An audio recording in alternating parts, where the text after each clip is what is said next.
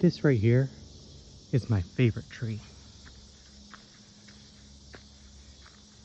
It's one of those trees that you find in the forest, and you just know it has a story. It's a giant oak tree. If I had to guess, it's definitely over 100 years old. Well, probably.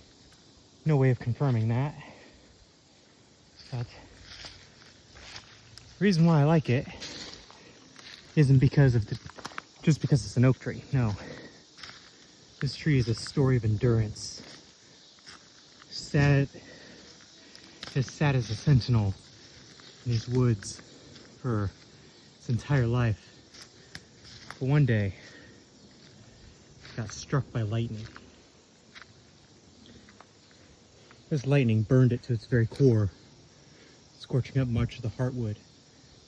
But still, years and years later, it endures.